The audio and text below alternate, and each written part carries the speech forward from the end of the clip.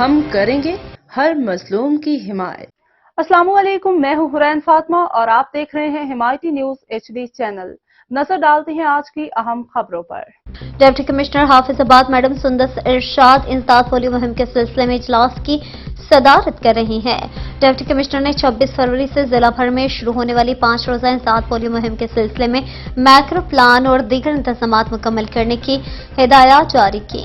اجلاس میں assistant commissioner HR and coordination Ashfaq رسول، CEO health doctor Umar Sharif Rathore, CEO education Sohail Azhar Khan, WHO کے نمائندہ ڈاکٹر توقیر احمد سمیت دیگر متعلقہ افسران، مقامی علماء کرام نے شرکت کی۔